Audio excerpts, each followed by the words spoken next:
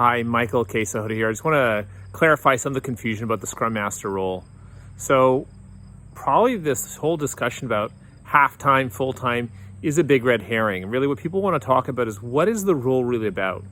And when you think about a Scrum Master role, it's actually not one thing, it's a spectrum. It's a spectrum from kind of a more like a casual Scrum Master, where Scrum Mastering is really just more of a facilitative role, all the way to someone who's really serious about evolving their team, themselves, the whole organizational system towards high performance. So it's actually a spectrum. Now, on maybe the more casual end, you can have somebody who's a team member who takes on the role of a Scrum Master just because they're interested in it. They have a natural aptitude for sort of helping the team get better. And it's more kind of a, it could be a part-time role. I've worked with lots and lots of teams where it's a part-time role. The rest of the time, everyone does their Scrum Master job first. That person will do the Scrum Master job first, and then they'll do other stuff. Like if they're a developer, they'll develop. If they're a tester, they'll test.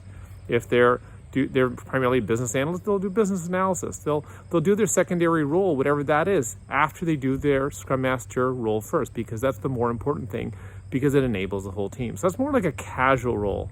Now, anybody who's really serious about creating high performance will realize that Scrum Master is a very, very important role because it's all about evolving the team and evolving performance.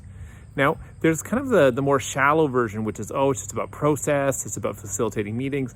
That's a shallow understanding of the role. The deeper understanding of the role is that it's really about the Scrum Master learning that it's an evolutionary journey. It's about evolving themselves as a person, not just in their skills, but who they are as a person, to be able to evolve the whole team, to lead the way for the whole team towards a very different way of functioning.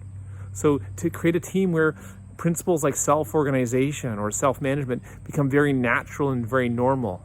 Now, when you have somebody in that kind of role, after a time, they'll work themselves out of a job because it's not a permanent role. Because once you've helped elevate everybody on your team, they're elevated. They don't need that much ongoing support, or they need a lot less. And then that person who's been in the Scrum Master role can move on and help another team at that organization or a different organization, or move to work more at a larger scope or larger level of helping the whole system as a whole evolve. So that's my view on the Scrum Master thing. It's not about whether they're part-time or not. It's about really understanding what the role is and how somebody can unlock high performance. And probably the most important thing to understand here is that people who are really serious about this role, it's about self-evolution.